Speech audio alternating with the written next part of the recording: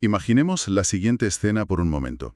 Es pleno Ecuador de la semana laboral, el nivel de exigencia está por las nubes, la bandeja de entrada es un caos absoluto y lo único que parece proporcionar, no sé, un mínimo respiro a la gente es una pestaña abierta en el navegador. Ujú. La típica pestaña salvavidas, claro. Exacto.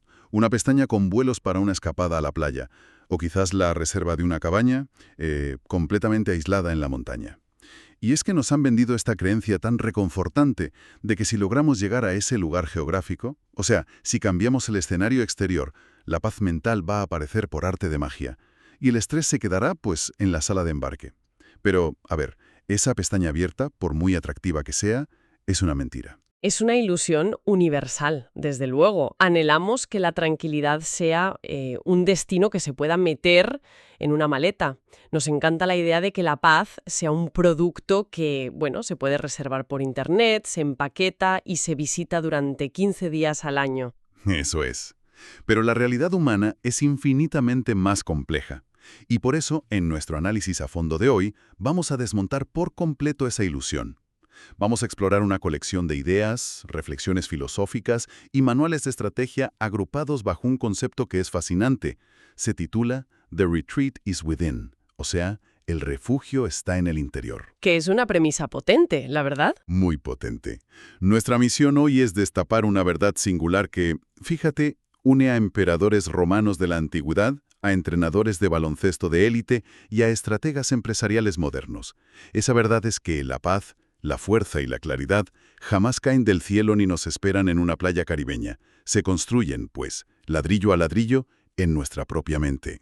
Y hay una cita maravillosa del escritor Andrei Gide que, bueno, abre este conjunto de fuentes y establece el tono perfecto para nuestra conversación de hoy. Dice, todo lo que necesita ser dicho ya se ha dicho, pero como nadie escuchaba, todo debe decirse de nuevo. Qué buena cita, madre mía. ¿Verdad? Y no es un reproche cínico, ojo. Es el reconocimiento honesto de que lo que vamos a tratar aquí no es teoría abstracta para debatir tomándose un café. Es un mapa táctico de supervivencia. Son principios que el ser humano olvida constantemente bajo la presión del día a día. Vale, vamos a desgranar esto, porque el punto de partida choca frontalmente con ese error tan común que cometemos de buscar la salvación fuera. Vivimos aguantando la respiración constantemente, esperando a que llegue el fin de semana o esas vacaciones que al final resultan ser solo una tirita sobre una herida que sigue abierta. Exacto, una tirita que no soluciona el problema estructural en absoluto. Claro. Y aquí entra una idea demoledora de las fuentes, concretamente del ex marine Jocko Willink. Él dice, las cosas duras te hacen más duro, las cosas suaves te hacen más suave. No hay terreno neutral. Uf, esa falta de terreno neutral es el núcleo de todo este asunto, porque es pura física y biología. A ver, pensemos en un músculo en gravedad cero. Si no hay resistencia, si no hay una fuerza en contra, el músculo no se mantiene igual, sino que se atrofia directamente. Claro, pierde masa. Y con el carácter y la mente ocurre exactamente lo mismo. Hay un ejemplo en los textos del legendario entrenador de baloncesto Gino Auriemma, que ilustra esto a la perfección cuando habla de la fatiga. Él observa a sus jugadores y concluye que la diferencia entre los que son simplemente buenos y los que hacen historia no es un talento genético mágico. Ah, no. ¿Y qué es entonces? Es que los grandes sencillamente no se cansan. Han entrenado su mente de tal forma que han superado las quejas de su propio cuerpo. Pero a ver, pongamos esto en perspectiva porque me surge una duda. ¿No roza esto la positividad tóxica? Me refiero a que un deportista de élite siente dolor físico real. El ácido láctico está ahí quemando. ¿No es esto simplemente ignorar el agotamiento o el sufrimiento mental y fingir que todo está bien a base de fuerza bruta? Esto plantea una pregunta importante, y es vital aclararlo para quienes nos escuchan. La respuesta es un rotundo no. Auriemma no dice que el ácido láctico desaparezca por arte de magia. La fatiga física existe, claro. El dolor está ahí. Pero el jugador ha entrenado su mente de tal forma que esa fatiga ya no tiene derecho a voto en la toma de decisiones. O sea, el dolor es información, no una orden. Exactamente. No se trata de ignorar la realidad, sino de cambiar la relación de poder que tenemos con ella. Otro entrenador mítico que mencionan los textos, John Wooden, lo llevaba incluso más allá. Él decía, no te dejes desestabilizar por los eventos, sean buenos o malos. Fíjate que incluye las cosas buenas, ¿eh? Claro, porque si tu equilibrio interior depende de que hoy haga sol y te den un ascenso en el trabajo, eres estructuralmente igual de frágil que si depende de que no te pasen desgracias. Eres un esclavo del exterior. ¡Qué locura! Y esa idea de la dureza estructural nos conecta directamente con textos que tienen miles de años.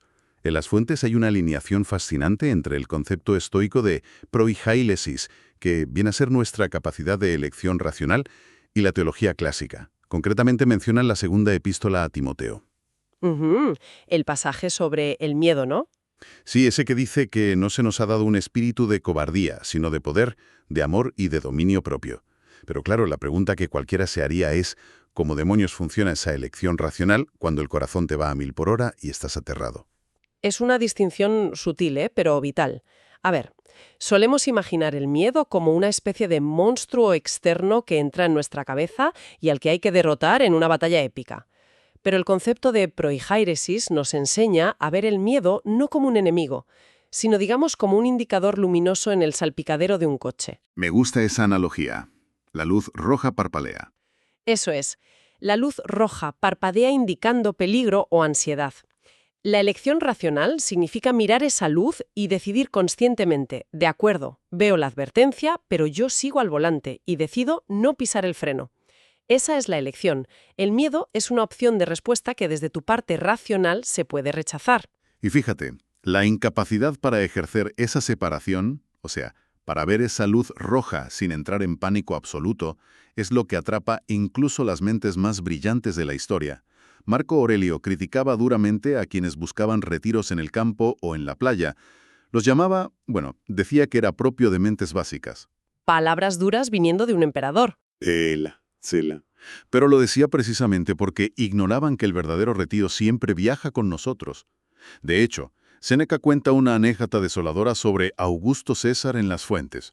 Hablamos del hombre más poderoso del mundo conocido en esa época, el emperador absoluto de Roma. Que se dice pronto. Y el tipo pasaba sus días lamentándose, engañándose a sí mismo con la dulce esperanza de que algún día, en un futuro lejano, por fin tendría tiempo libre para descansar. Menuda ironía trágica. Dominas el mundo entero, pero eres un esclavo total de tus propias circunstancias externas. Por eso, pensadores contemporáneos que se incluyen en la recopilación, como John Kabat-Zinn, nos recuerdan una frase mítica: allá donde vayas, ahí estás. Ya te digo, no puedes huir de ti mismo. Exacto. O Emerson, cuando insta a vivir en el sol y beber el aire salvaje.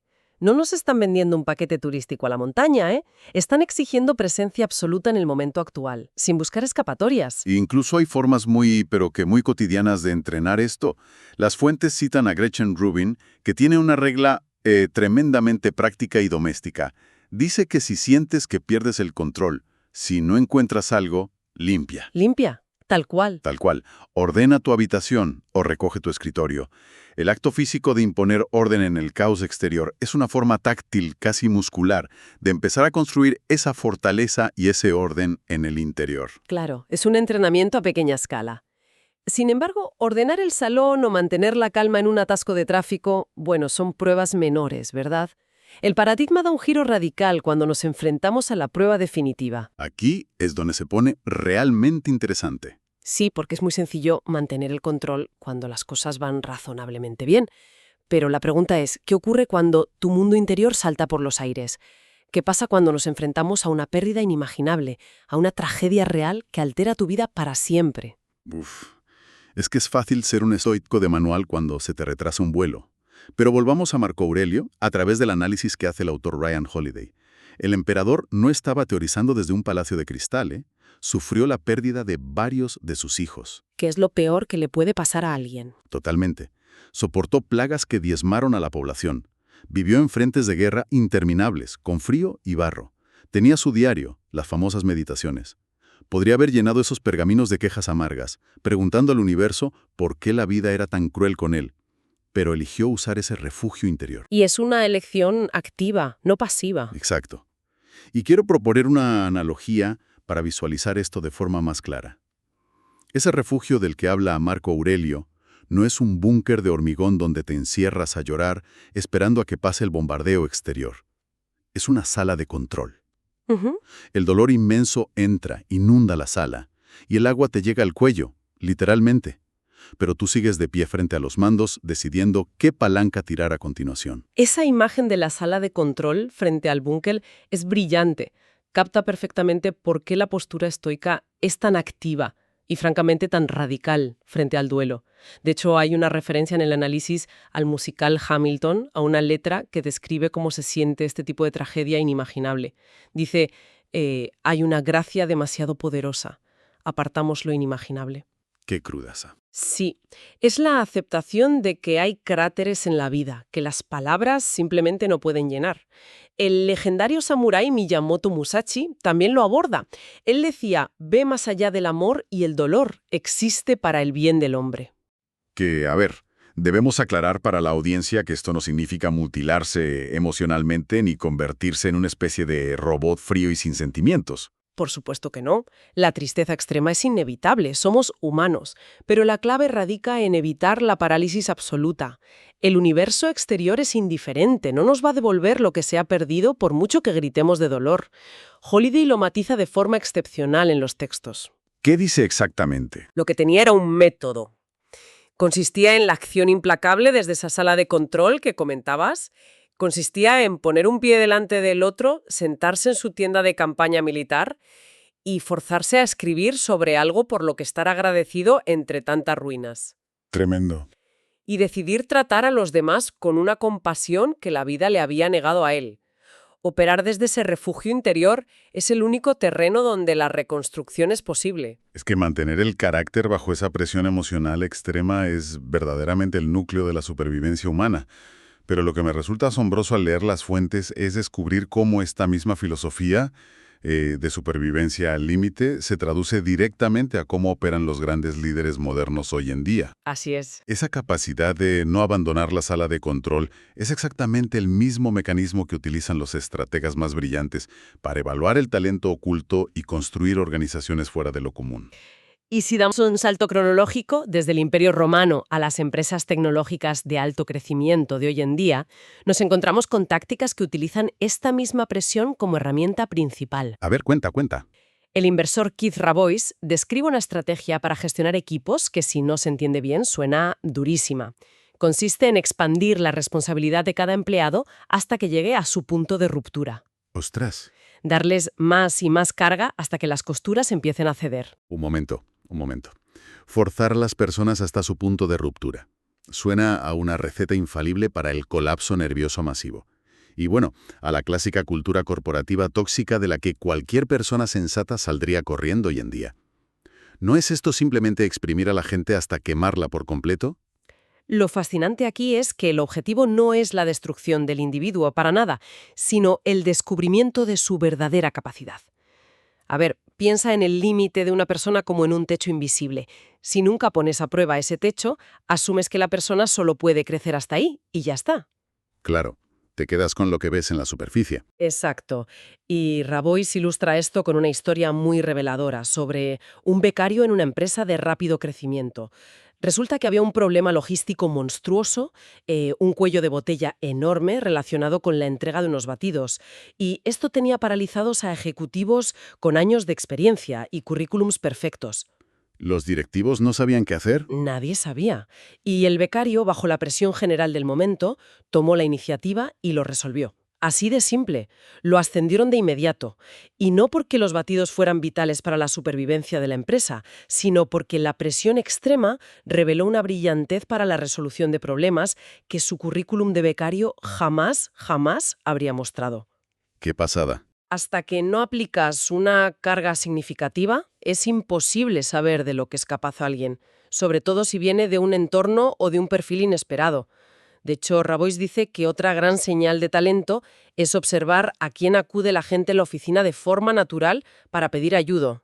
Es como si la presión fuera un líquido revelador en un cuarto oscuro de fotografía, ¿no? Saca a la luz la verdadera imagen. Figuras icónicas del deporte que aparecen en los textos como Joe Gibbs o George Raveling coinciden plenamente en esto. Para ellos el carácter siempre va primero. Y el carácter de verdad no es una lista de habilidades en LinkedIn. Es la estructura que se mantiene en pie cuando el peso amenaza con aplastarlo todo. Y esto revela una dinámica muy interesante y a menudo bastante incómoda sobre cómo y por qué evolucionan nuestras instituciones. En el análisis se menciona una reflexión espectacular del entrenador Tony Dungy, que está inspirada en textos del profeta Isaías. Sí, me impactó mucho esa parte. Él habla sobre cómo a menudo las comunidades seculares son más diversas y abiertas que ciertas comunidades religiosas o tradicionales que deberían ser el ejemplo. Dungy utiliza la imagen de un torneo de baloncesto universitario. Imagínate, las gradas están llenas de personas radicalmente distintas, de orígenes opuestos, animando juntas, unidas por algo más grande que ellas mismas. Es un entorno caótico, ruidoso, pero profundamente inclusivo. Lo compara con la aproximación más cercana al reino de Dios. Y la razón oculta por la que se produce esta inclusión en equipos e instituciones de alto rendimiento suele ser pura y dura necesidad. Históricamente, vimos a muchos entrenadores reticentes a integrar a jugadores de distintas razas o procedencias. Y a ver, no lo hicieron necesariamente porque hubieran tenido un despertar moral repentino, sino por la presión implacable de ganar. Tenían que ganar sí o sí. Exacto. Necesitaban expandir los límites de lo que su equipo podía hacer, y para lograrlo, se vieron obligados a buscar talento más allá de sus círculos habituales. La necesidad competitiva absoluta, la presión de no fracasar, es lo que forzó la apertura de las puertas en primer lugar. Es puro pragmatismo estructural. Si tu objetivo es resolver un problema verdaderamente complejo, o si buscas al equivalente de ese becario que arregló la logística de los batidos, limitar tu búsqueda a los candidatos convencionales es pegarte un tiro en el pie. Tienes que ampliar la sala porque la misión es demasiado importante como para restringirla artificialmente a los de siempre. Totalmente. Y aquí, fíjate, volvemos a enlazar con el estoicismo práctico del principio. No importa dónde te encuentres en esa estructura.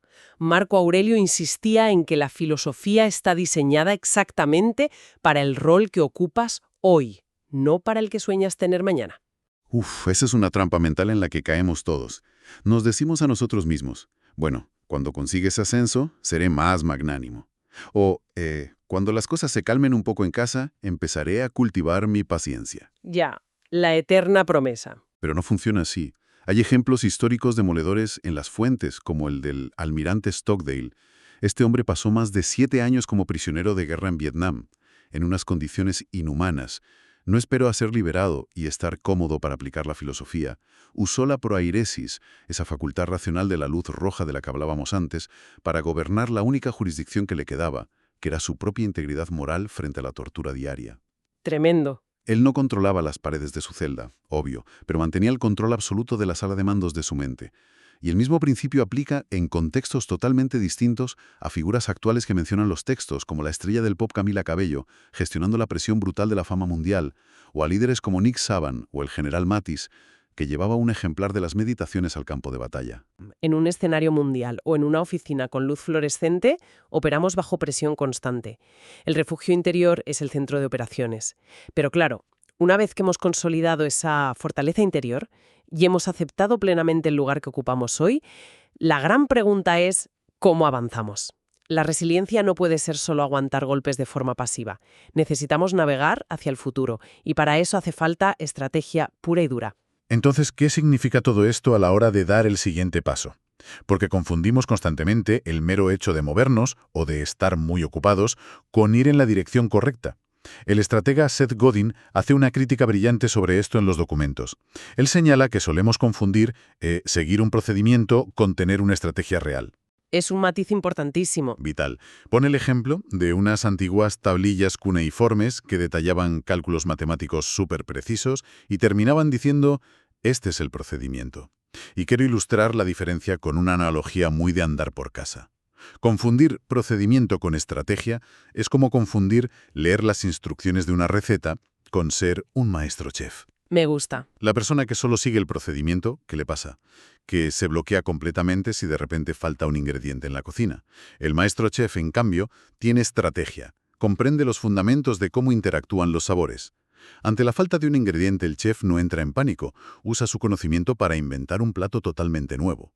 La estrategia, en definitiva, es el arte de navegar por la incertidumbre. Es una analogía perfecta.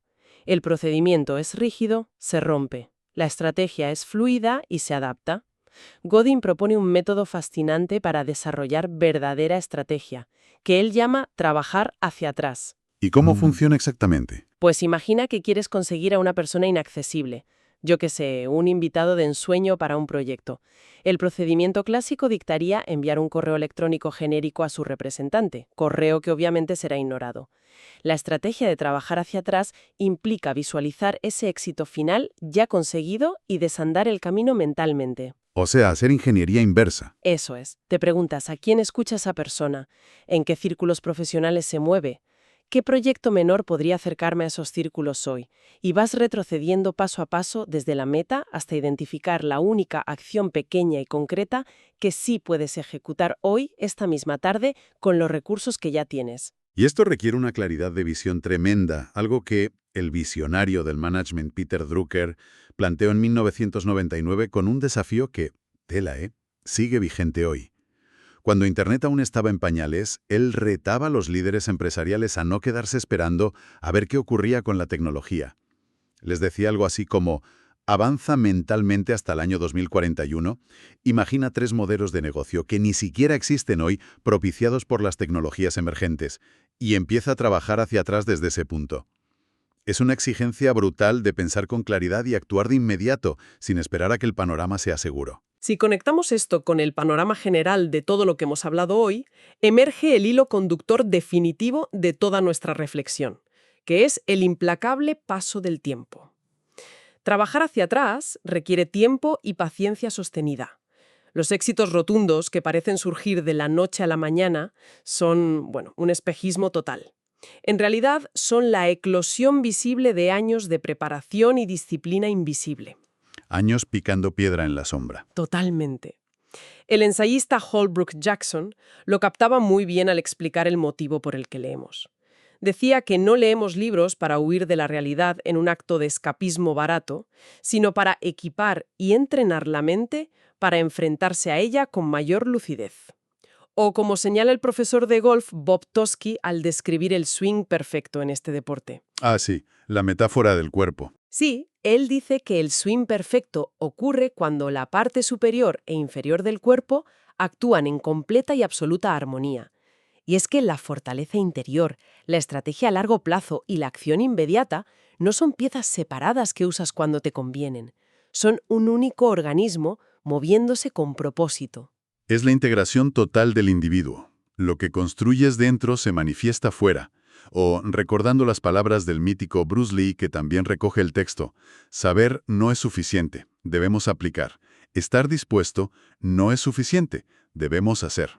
Y llegamos así a la síntesis de todo lo que hemos explorado en este análisis a fondo. La paz, la claridad y la dureza no se otorgan por arte de magia, ni se encuentran en un destino vacacional en la playa. El único refugio verdadero es el que construimos en nuestro propio interior. Hemos visto que la resiliencia es estructural, que la estrategia real requiere trabajar en retrospectiva, desde el futuro deseado, y que el verdadero talento solo se revela de verdad cuando la estructura se somete a carga pesada.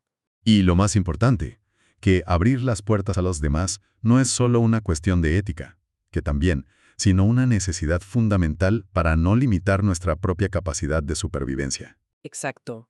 Y todo esto descansa sobre un factor no negociable, que es la urgencia absoluta de actuar en el presente. Dentro de 100 años, ninguna de las personas que está participando en este análisis, ni quienes nos escuchan en su casa o en el coche, ni nosotros mismos, seguirá aquí.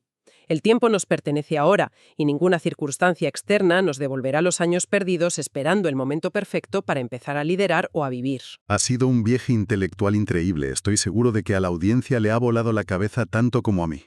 Y para poner punto final a este análisis a fondo, quiero dejar a quienes nos acompañan hoy con una reflexión provocativa, algo para masticar lentamente una vez que termine el audio. Si, como planteaba Jocko Willink al principio, ese inquebrantable refugio interior y esa dureza estructural se construyen exclusivamente a través de elegir soportar y hacer las cosas duras, ¿cuáles son entonces esas pequeñas cosas suaves de nuestro día a día? ¿Es ese consumo pasivo e interminable de información en nuestras pantallas? ¿Es la constante evasión hacia la comodidad digital inmediata para no aburrirnos ni un segundo? ¿Son estos pequeños hábitos inofensivos los que están desmantelando de forma silenciosa e invisible la arquitectura de nuestra propia sala de control sin que nos demos cuenta? Es una pregunta para llevarse a casa y pensarla bien. Ya te digo. La próxima vez que estemos al borde del agotamiento, fantaseando con esa playa idílica en una pestaña del navegador para escapar de la presión, recordemos esto. La verdadera fortaleza jamás vendrá con un billete de avión. Los mandos de la sala de control ya están frente a nosotros. Solo tenemos que decidir tomarlos. Muchísimas gracias por acompañarnos en este análisis y hasta la próxima.